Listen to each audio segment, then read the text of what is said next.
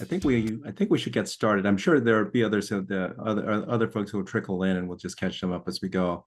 Yeah. Um, so I guess I'll Peter, you want me to kick off? Yeah, please do. Okay. Yeah. Hi everybody. Noel Morin. I'm glad to see a few new faces on this and this Pau Hana. As Peter indicated, every Friday we host this event. It's a very casual one. Generally, it's a gathering of people interested in local leaders, experts, advocates working to enable a clean, sustainable, affordable energy future here in Hawaii. And we convene most Fridays.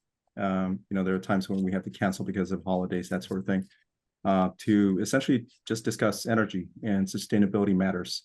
And importantly, we learn from each other and from our periodic guest speakers, including someone who's joining us today, Tam Hunt. Tam, I'll do a quick intro. I'm pretty sure I will not do this justice, so feel free to expound as well. So Tam is a Hawaii Island resident. He and I have collaborated for many years now on transportation-related matters.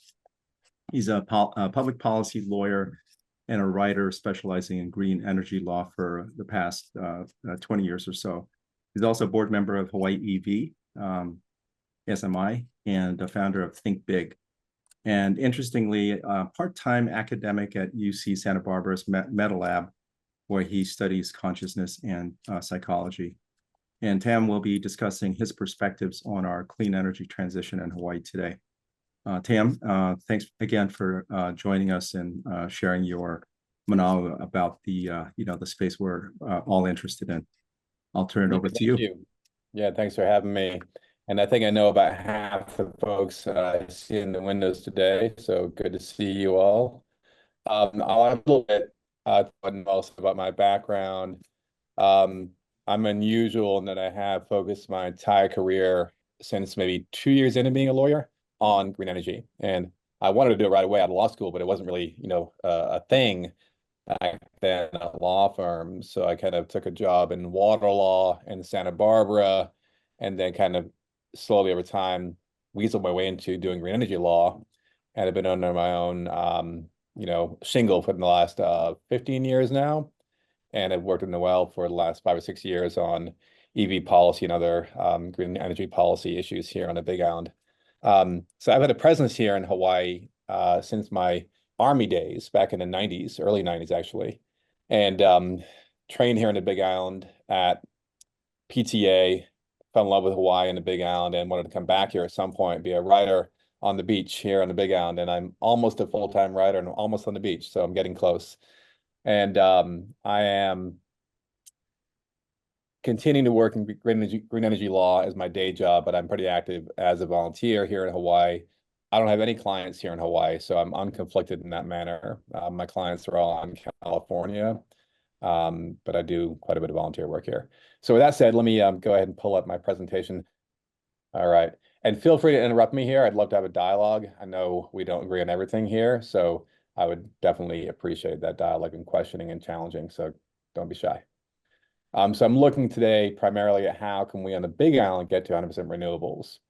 And, the short answer is we're kind of on a glide path on the current plans that HECO has to get there, but that's not the end game. The end game, as I'll talk about in a minute, is more like 200% renewables in order to electrify transportation and industry, et cetera.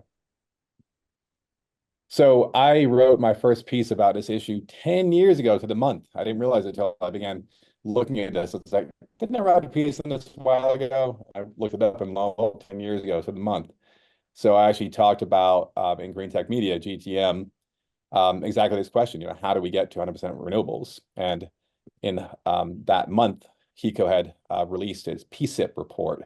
The first draft, there was like 6 drafts before the PUC finally approved it. And they projected that for the Big Island, we'd get to about 100%, 92% by 2030 or so. So even back then, it was quite ambitious because there was no law, there's no RPS law that came later. So it's quite encouraging even back then. And amazingly, we actually are on track to maybe achieve that. I want to clarify real quick here too. The yellow bar is solar.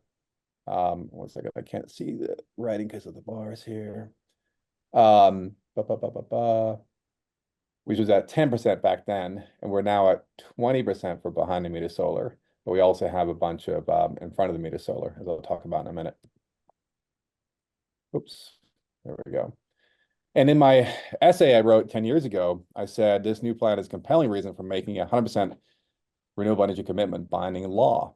And lo and behold, a year later, that was passed into law. And I had nothing to do with the law, but I did say it, so I'll take some credit for it.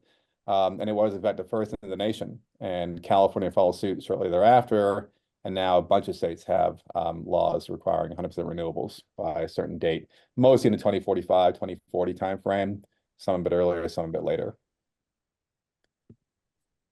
So moving ahead 10 years, this is from HECO's IGP report, which came out, I believe it's for its version last year, then an update this year. And the latest data they have is from 2022, so it's already out of date, but it's the best they have so far. And looking at Big Island, were then at about half renewables. We're already quite a bit high because geothermal has gone back up to a higher level. We're continuing to add solar. And of course, as I mentioned, we have two big new solar projects, either online or about to be online on the Big Island. And we are the clear leader for HECO territory, and KIUC, to be clear, is, I think, currently ahead of the Big Island. We're going to lap them very soon. So HECO's current schedule for renewables under the RFP approach, which is related to but different from the IGP report, is to have, as I mentioned, the two big solar projects come online this year. The Hale-Kuawehi solar comes online hopefully by the end of the year.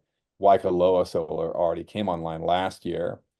And then this is kind of the clincher, is that under the current plans, and this certainly could change, they're looking at having about 200 megawatts of additional solar come online by 2028 to 2030. And that includes Kaibiki Solar, Keomuku Solar, and Puuko Solar in the range from 55 megawatts to 86 megawatts with accompanying storage to make them at least partially firm. They also include in this list the Hamakua Farm Renewable Energy Project, which is biodiesel. So this will be powered by Pacific Biodiesel, which I don't personally think is probably a very good idea to use liquid fuels for power production in that manner, but it is currently in the RFP. We'll see if it gets actually built. I want to mention also there's other RFPs coming along. One that is currently before the PUC to be approved. This is the IGP RFP. And this includes standalone storage on the Big Island and Oahu, among other things. And I'm actually working for a client to make a bid into this RFP for the Big Island. And so that's actually my first paying client here in Hawaii, but it's still very, nascent. And we're planning to basically put the bid together and then submit it by early next year. So looking at Waikoloa Solar, which I'm sure all of you have driven past, it's not, in my opinion, the most attractive solar project because they chose not to grade the land. So it's more organic and it's kind of curviness, which I'm assuming makes it a lot cheaper to actually construct. But it is online. It is already saving customers money, saving us all money, because it was contracted at 9 cents a kilowatt hour, which is quite a lot cheaper than the fossil fuel legacy projects, and also quite a bit cheaper than PGV, for example. And I think also wind is quite a bit, this is quite a bit cheaper than wind. 30 megawatts solar and 120 megawatt hours of storage. So a good size. That is enough to power 7% of the whole island. So, very considerable. And ditto for Kuawehi Solar, slated to come online by the end of the year. It's going to be the same size exactly. So we're looking at 14% or more from those two projects alone by the end of this year. And this is remarkable because it is the first utility scale solar we have. There's a couple, I think 1 or 2 megawatt size projects, which you could argue in Hawaii or utility scale solar. But to me, this is kind of the first of, a new generation of larger projects. And let me ask a question to the audience here, you're being very quiet. What do you all think of these larger solar projects? Do you think they're an eyesore? Do you think they're a boondoggle? What are your views? I sure like them more than those big smokestacks down by the airport or here at Homokoa Energy. Mm-hmm. Ditto. Yeah, I mean on the Big Island we certainly have the luxury of wide open space. So it's not something that's really going to be where we're trading off arable agricultural land for power. Um, I I I I think it's fine. I don't have a problem with it at all. Mm-hmm. Great. Thanks, Peter. They take up a lot more Anyone else? acreage than a geothermal plant. Mm-hmm. That is true. Yeah. Yeah. There's definitely pros and cons. I mean, one thing I'll say to that without going into great detail, one of the beauties of solar is that it's entirely modular. And so PG, for example, almost got taken out in 2018. Having that much power in one location makes the whole grid more vulnerable, whereas having solar or wind around the entire island, if one or two or three is taken out, you still got plenty of power from those sources still. Clearly understood, but if you dug a deep hole right there where this solar farm is, you could possibly hit utility grade solar power production. And it'd be a lot less square footage than that. Mm-hmm. You mean like combine solar and geothermal? Or you're saying He probably meant geothermal, right, Chris? If I'm gonna combine anything with geothermal, it's gonna be hydrogen production. But no, geothermal to the grid and excess hydrogen production for transportation. Yeah, I Mhm. think the point Tam is making about single points of failure is a very valid concern. And I would say, also in supporting what Russell's saying is that having some having firm power production, dispatchable baseload power has a great advantage. I mean, even with 120 megawatts of storage, what you're looking at is basically 4 hours of the nameplate capacity of the solar farm. Yeah, And agreed. and with the with the best capacity factor that you're going to get off 30 megawatts, you might get 7.5 over the course of a day. So there's it's complex, it's complicated, and there's a lot of considerations. Footprint is certainly one of them. So yeah, again, a portfolio is going to be far more resistant. Should the worst happen, I feel for the people there in Southeast Asia that had Yagi come ashore. I mean, it crashed into several nations there, and it would seriously, damage solar and wind. And if with geothermal, your power plant is in the ground. It's going to be alive. You won't be, doing a grid dark start. Yeah, it certainly is complicated. And I mean, geothermal, ours almost got taken out by lava, unironically, in 2018, came very close. It's almost a miracle it wasn't taken out. And I wrote another piece on geothermal years ago, looking at possible locations in Kona, et cetera, which have been talked about for many years. I know there's some ideas of putting it up on the slopes of Mauna Kea. I think it will make sense to diversify more than it currently is if we do continue to use geothermal because of that issue.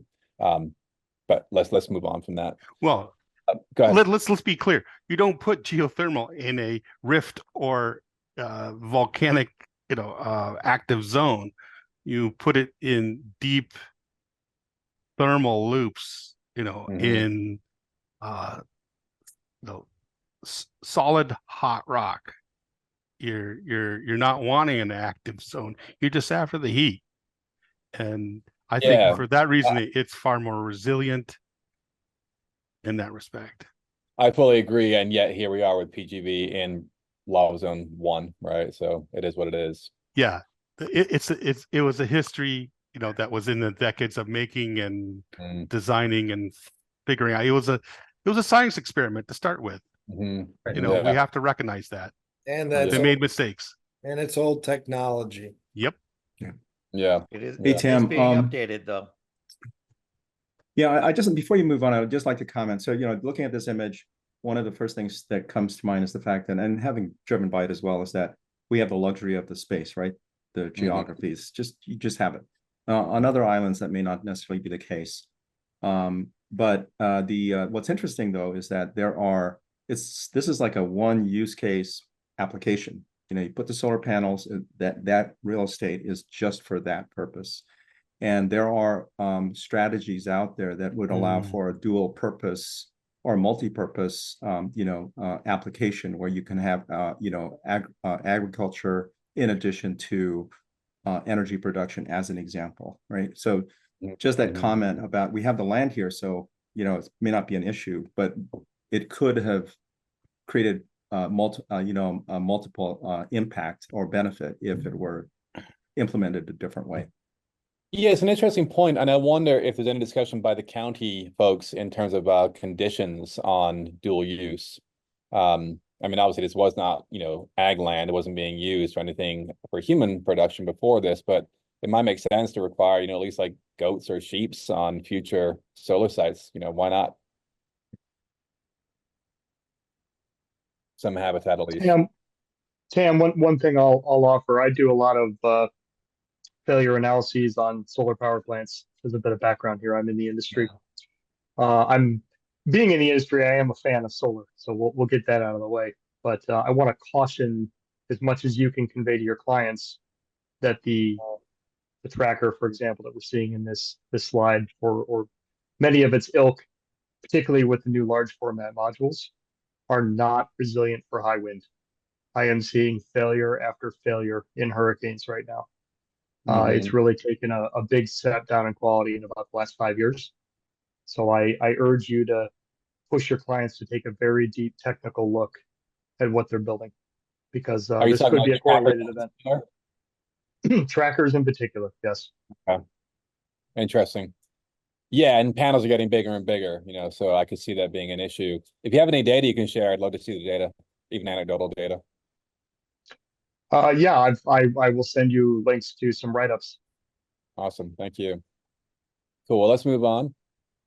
So looking at the current IGP projections for 2030, we're going from 2022 actual, where again, half is fossil fuel and half renewables, to under HECO's current projections, 98.5% being renewable by 2030 for the Big Island. And this is going to be the lion's share solar, almost 40% by solar by 2030. And then roughly 1/5 each for wind, geothermal, and cannot see the legend here. And customer side of DR, which of course is also almost entirely solar. And so in this projection, you're looking at 60% being solar by 2030, but fully distributed, really key point. And 1.5% being, you know, legacy fossil, and a little bit of hydro, as I talk about in my op-ed. So, you know, I do want to highlight how remarkable this is, because, you know, even though we're not a huge population, you know, going, I'd say, you know, in roughly a 30-year period from almost all fossil fuels to, I guess it'd be 40 years if we count the beginning of PGB as kind of that transition period, to almost all renewable, is really remarkable, you know, and certainly it is a period of time when the whole world is doing a similar thing. And, you know, the really big news story that gets almost no attention is how much the cost of solar in particular has come down in the last 20 years. And there's a law known as Swanson's law, which is basically one of the, you know, species of Wright's law learning curves that is actually quite quantifiable and quite reliable, that when you double global installations of solar, you get roughly a 20% reduction in cost over time. And you can map that, and it's been quite reliable, you know, a few little wiggles along the way. So this has allowed me, I wrote a book back in 2015 called Solar, Why Energy Future is So Bright, where I projected a lot of this happening, 10 years ago. And lo and behold, I've been pretty darn accurate. And it's because of those, very reliable trends over time regarding price. And of course, if the price keeps on dropping, you can expect installations to keep on growing. So we're only beginning to see the start of this revolution around the world as more and more countries invest in solar as it gets cheaper and cheaper. And battery storage is the same dynamic supply. Go ahead. May I have a question? Does this include transportation-related energy use as well? Because for me, the 2030 projection raises some question marks, like what is the proportion of energy use for that and whether it's covered or not. This is only electricity, so it does not include transportation. Yeah, okay, thank you. Yep. Anyone else? Okay, so another look, basically the same data, but presented by year over time. This shows really, immediately how rapid this transition is, going from 40% fossil fuels in 2022 down to almost zero by 2030. And this is due to, solar coming online. The big yellows at the top is solar, and the green is also solar. So really remarkable growth here, again, afforded by the dramatic reductions in costs around the world, and also here in Hawaii. You can buy panels for your home now at retail. I'm about to buy some for a new carport I'm building for $160 per 415-watt panel. So remarkably cheap, even at retail. And that's going to keep on coming down, with an asterisk being that the White House recently imposed new tariffs. We might see by the end of the year another uptick in prices. So if you're looking to buy solar, buy it this year. Okay, so that's kind of my talk on Big Island getting to 100% renewables. So per your question, Dana, how do we go the next big step to decarbonizing and getting off fossil fuels for transportation, industry, cooking? We don't really have heating here, but there's some household use. How do we do that? So my best estimate after doing some number crunching is that we're looking for the Big Island at about a 200% RPS to get fully off fossil fuels, accepting air transportation for now, particularly long haul, which is the biggest for us if you include the whole state's impacts and emissions. I might in a future talk look at how we can get off fossil fuels for air transportation, but for now let's just put that aside. So my quick take home here is that while going from 100% to 200% will not be easy, it will be much easier than going from 0 to 100. And my best guess, I'll take a wild guess here, is I think we can, again, for the Big Island, get to roughly 200%, meaning almost entirely off fossil fuels in the 2038 to 2040 timeframe. So that's, basically 15 years from now. The tough nut to crack there will be getting, most passenger cars, transformed to EVs in that time frame, because obviously cars have a cycle life and customers are still resisting in many ways. But we are currently in the decade of EVs, and I feel pretty confident by the end of the decade we're going to see most customers saying, yes, of course I'll be looking at an EV for my next purchase, because we're getting more and more EVs coming on, becoming available, getting cheaper and cheaper, more reliable. Thanks to the efforts of Noel and others, we're getting more and more chargers. That's really the key bottleneck right now, is having reliable charging. So I'm optimistic we're going to be, well on our way to getting off fossil fuels fully, with, again, some asterisks along the way. Peter and I have talked about, what about AI? What about, Ukraine war blowing up, et cetera? Yes, those black swan events could happen. Let's hope they don't. And if they don't, if we continue, largely on a BAU, a business as usual approach, I'm actually pretty optimistic we will in fact see that very bright energy future. And by the way, the picture here is of a sea glider, an exciting new company, which I'm sure most of you have heard about, looking to develop a really cool kind of hybrid plane/boat, for inter-island travel. And they're looking to have a working prototype pretty soon here, and hopefully be actually doing, passenger service in the next 2 or 3 years, hopefully. Tam, I'm curious, your 200% estimate here. We've actually come up with, I think, the same number.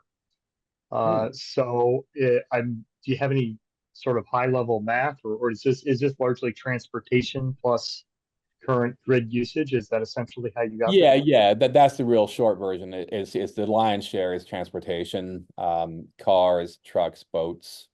Yep. And I cannot give you off the top of my head more granularity than that. So the 200% is on top of what we're using, or it's No, it would basically be is doubling what we already have. Yeah. So say we get to 100% by 2030, it would be doubling that amount again of green power. Okay. It's again, the same numbers we've talked, Peter. So I would love to see the work, because it's another validation point. Yeah, I One do. of the- I can share with you on this. I can share some numbers for sure. So you're Like just considering EVs, not ZEVs, zero emission. I'm not a fan of H2, and I think I know we you're not. I know yeah, you're we've not. talked in the past. But the Big So, yeah. Island is the only island that has a H2 station presently. Besides Toyota's plant, which I'm not sure it's even in operation on Oahu. But the thinking here is to have more hydrogen for transportation, not less. Right, yeah, and I disagree with that. It's just not efficient. You're going to be wasting energy doing that. It takes 3 times more power to do that than simply using batteries. Okay, so how are you going to address the fires that are now being publicly out there? I mean, I sent one to Peter today. The Tesla truck in California that caused a big problem on Highway 80 because the poor firefighters couldn't put it out. Yeah, so there have been some fires in EVs, and I can't give you the stats off the top of my head, but my understanding is that they're still quite minimal compared to the overall portfolio or fleet. Well, there's very little. What's that? There's very little in the fleet at this time. Well, there's millions, right? There's very few EV large trucks on the road today. Yeah, no, there's few EV trucks, but there's millions of EV cars. There's been plenty of EV automobile fires, and there certainly is question about whether some of the charging stations have caused fires in homes. I've not seen any claims on that latter point, but I certainly agree with you. There is some risk of fires with any technology. I suspect if you compare even with today's fairly early growth curve for EVs in terms of the risk of fire, it's probably lower than ICE vehicles. Anyone have that information at their fingertips? The first responders know how to handle fires with gasoline and diesel. They're not. They're just becoming to scratch the surface on electric vehicles because of lithium batteries. Do we know if there's a comparison between handling fires between compressed hydrogen tanks on fire and EVs? Because that's kind of the right comparison. We do. And if Mitch was here, he could. Mitch is here. Okay. Yeah. Go ahead, Mitch, if you have any He data. could address that. Hydrogen at the pressures that it is being stored, it emits to the atmosphere and travels up at 45 miles an hour. Right? It doesn't fire like what we're talking about. And once the tank is dissipated, then there's nothing. Whereas electric fire, I don't know if you guys have ever seen a solar panel fire or a solar fire from a module, but they tend not to go out, right? You cool them down. As long as the sun is up, it's still generating power. And I've seen this. I've witnessed this over at the Marine Corps base.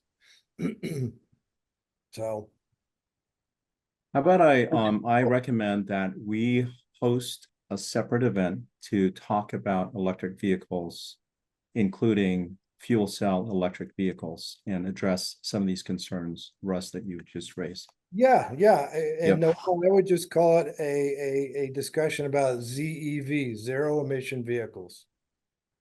Because that's what, one of the things I think there's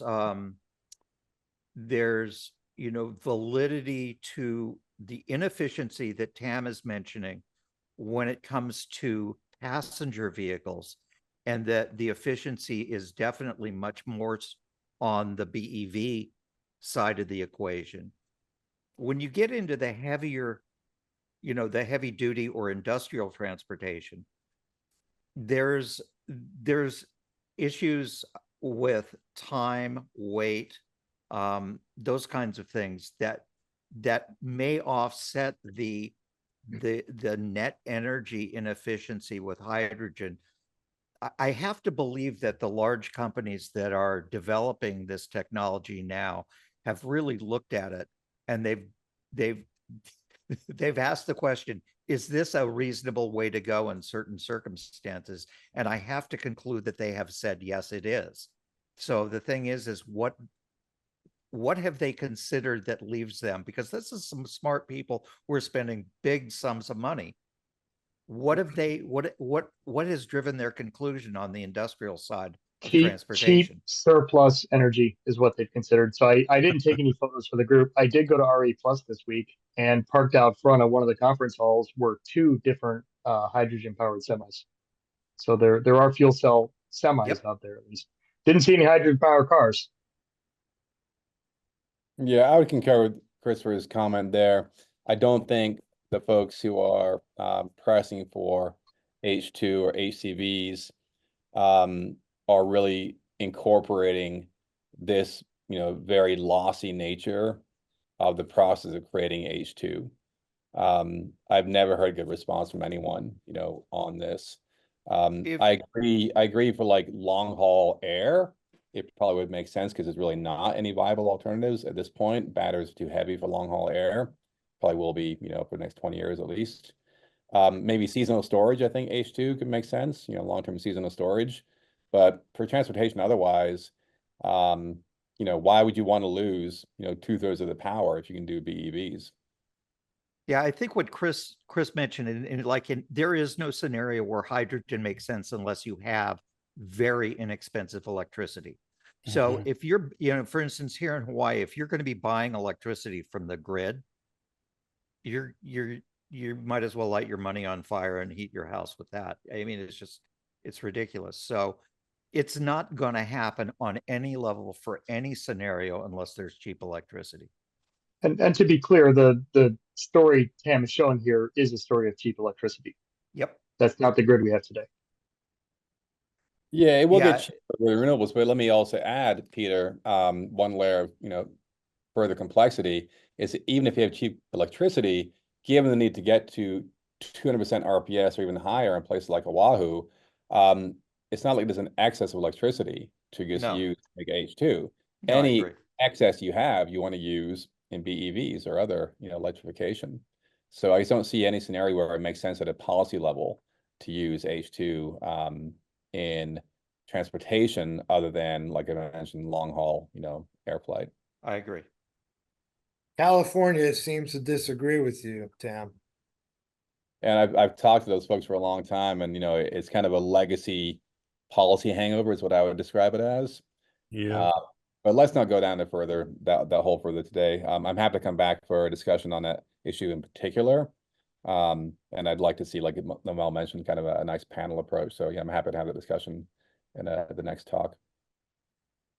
Let me move on here. So my final slide is looking about, the tough nut to crack for Hawaii. So looking beyond just Big Island. Oahu is the tough nut to crack. I think everyone agrees on that. The main population center, not a very big island.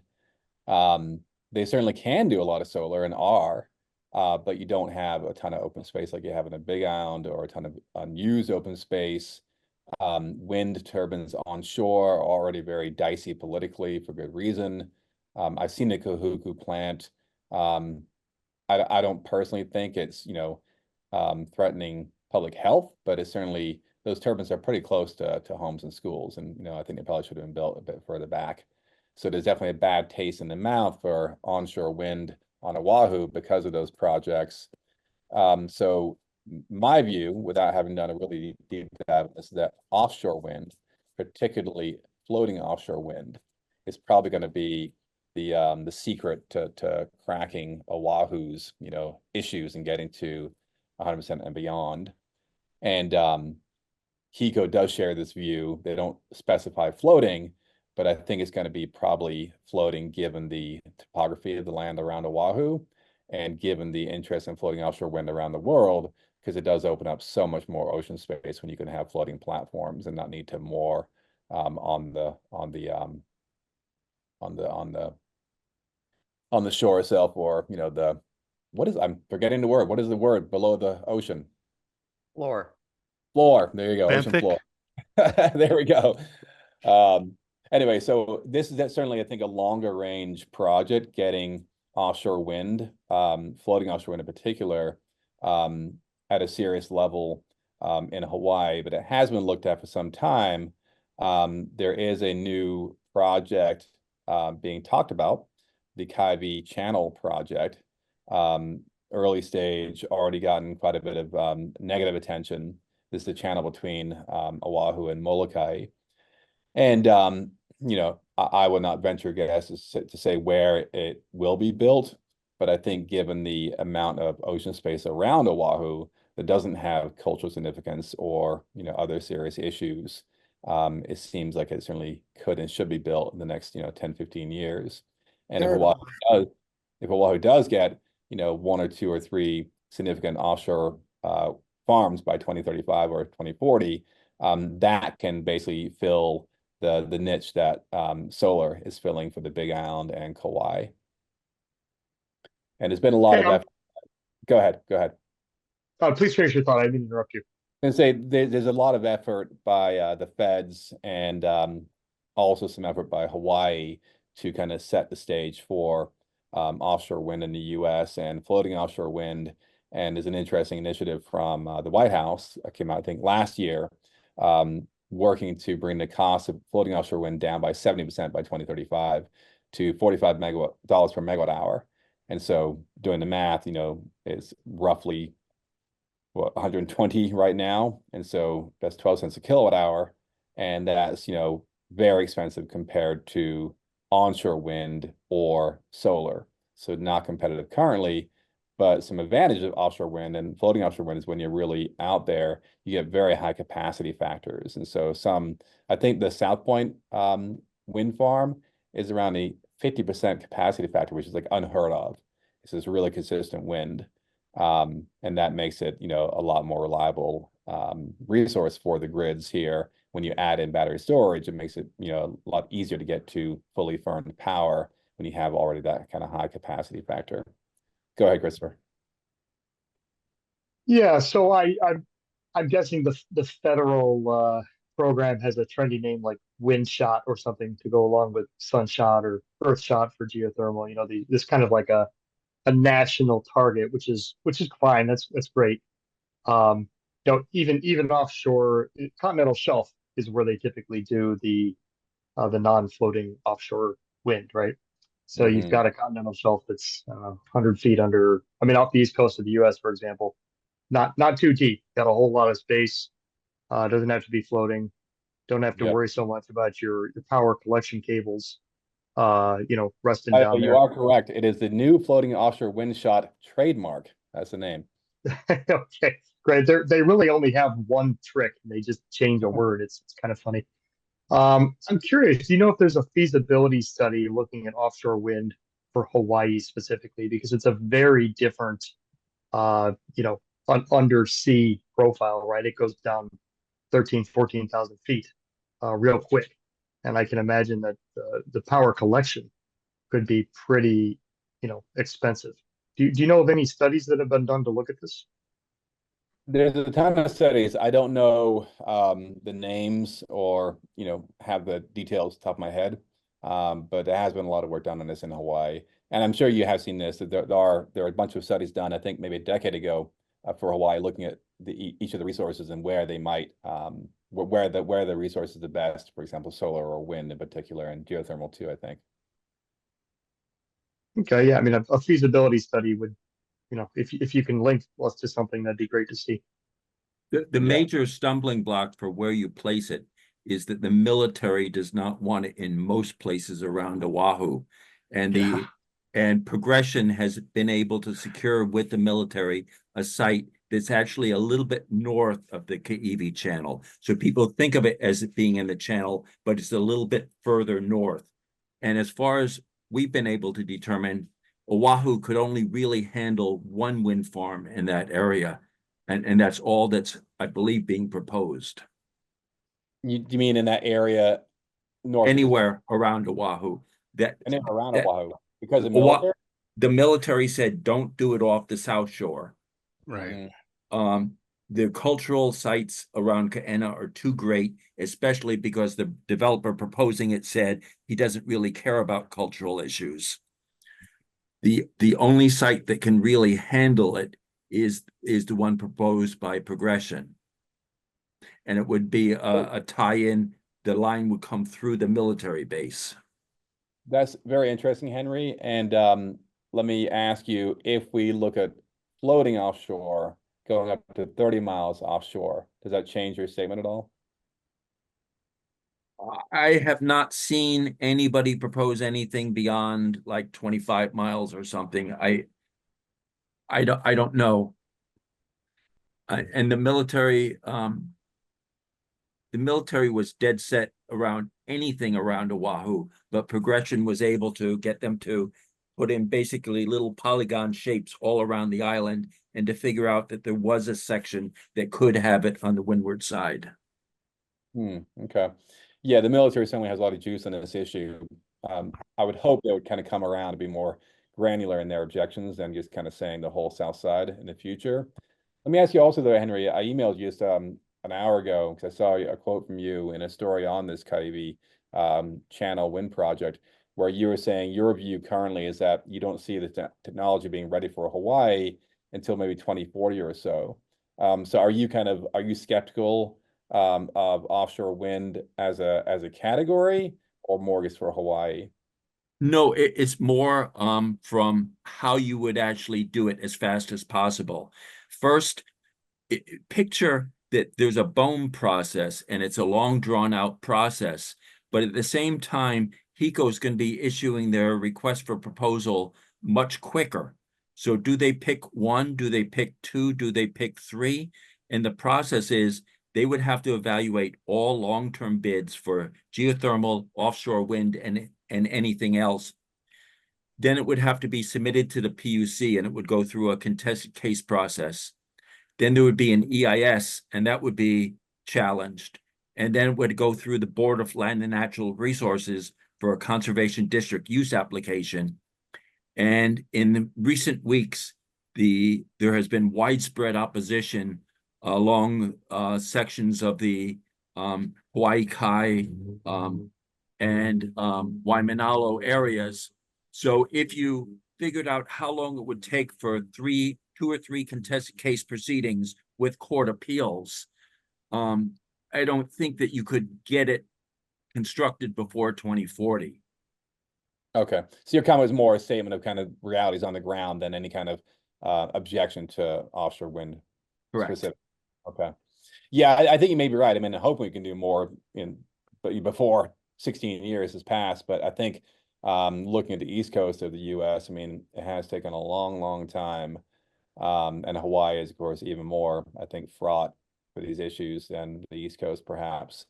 I'm curious, Henry, what do you think we could do if we were to be, proactive about accelerating that timeline in a reasonable way, not unreasonably, but, let's say we want to get, our first offshore wind farm, operational by 2035. What would it take to achieve that? Well, Ulupono Initiative thinks that there's enough space on Oahu under the right conditions to put solar in so that you might not need offshore wind. You would only need it if you can't get enough solar and for various reasons. So there's going to be a debate on that first. There's a lot of debate, or there needs to be a lot more debate on what the options are for Oahu. For example, deep well geothermal is a possibility, and that would occupy a lot less space than either solar or wind, and it would be a lot more survivable for a hurricane or a fire.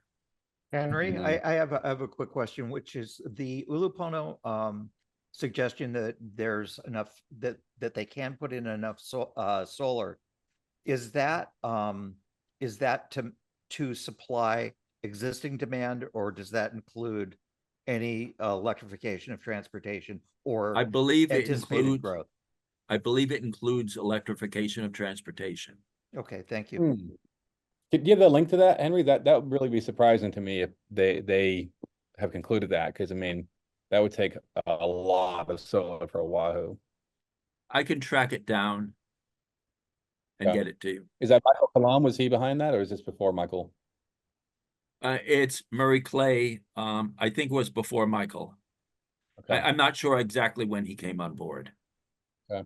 And then in terms of your, I guess, EGS comment, are there studies done showing the feasibility of EGS for Oahu at that scale, this deep well geothermal? The thing I've seen is the quasi. Is that how you pronounce it? Quasi. The guys who are Quays, yeah. quays, who are looking at 10 or 12 miles down. You can drill anywhere and find enough heat. I don't know what the cost would be,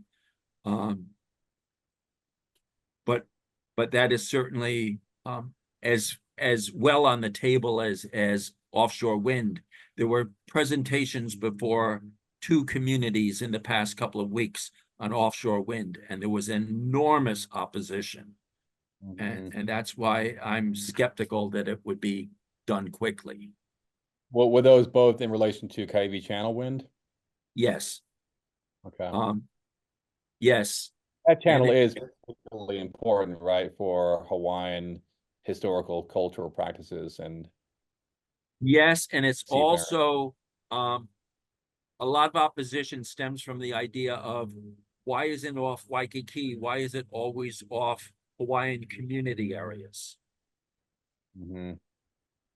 So this would be off Waimanalo, it would be off Molokai, and you could see it when you're doing the rowing between the two, the canoe races between them. Yeah. Well, thank you. I mean, that's all I had. So if you want to keep discussing, I'm happy to keep fielding questions.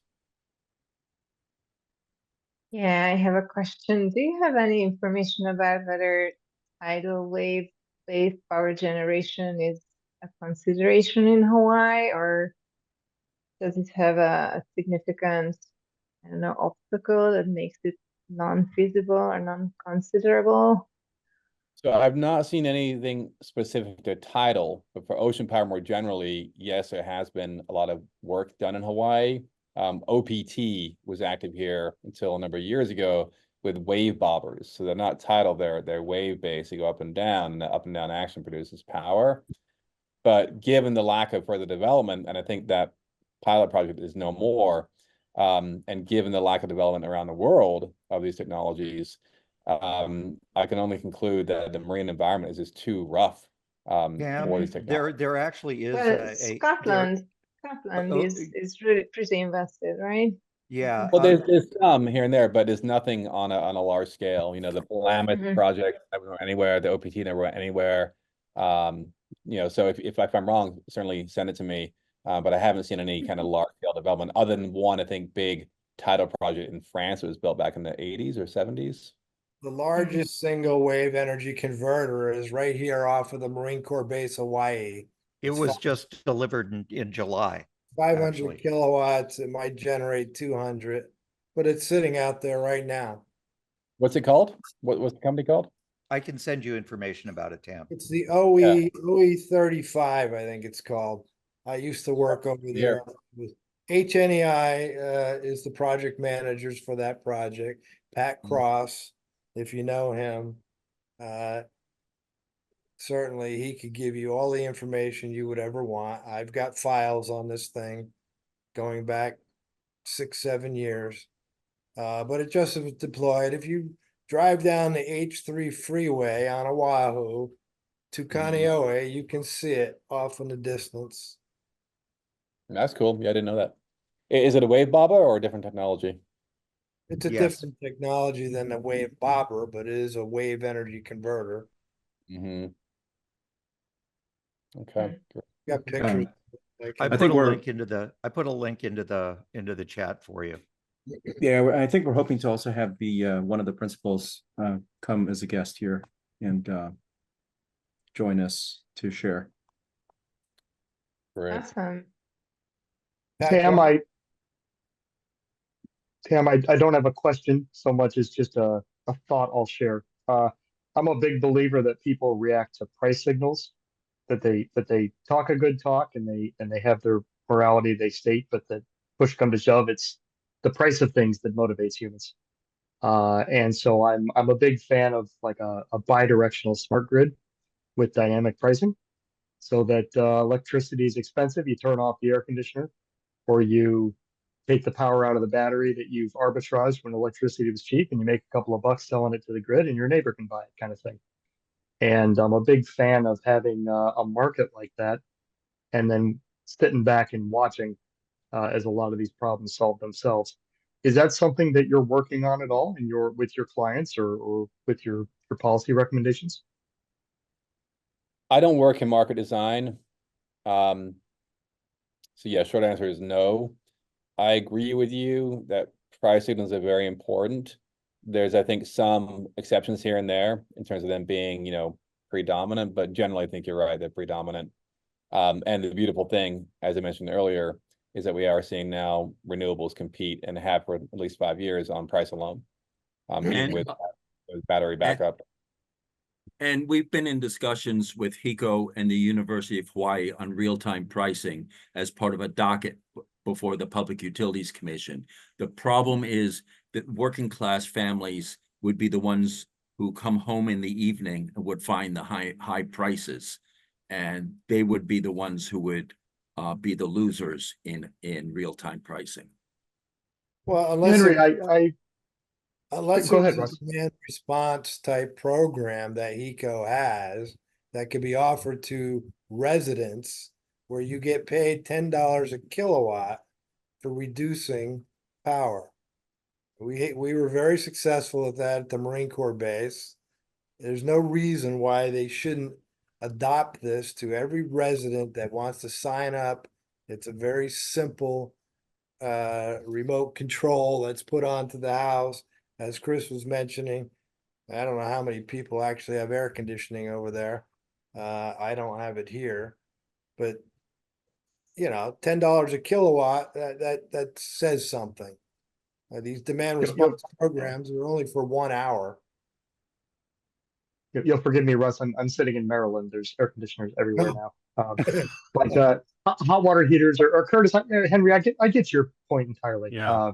And that is how it'll be perceived initially, for sure. People will complain and moan and all that, but they're paying it right now. They're paying their neighbors' high electricity costs, just averaged over the whole day, because peak demand pricing just gets washed out over everybody. So I see it as a more fair system. I understand entirely your perspective, and probably most people share it with you. I see it in the exact opposite way, is all. Well, Southern California Edison had that program, Chris, where, during times of need, when they had, those times of need is when it's the hottest outside, right? So it's when you really want the air conditioning, but the power company is now ready to have a brownout or a blackout. And so they pay you a much lower rate over the summertime to have that type of control put on your air conditioning system or your hot water heater, you say. I mean, so yeah, and the smart families can take that money and buy a battery, and then they can use their battery during that time next time. I mean, that's the price motivation of it all.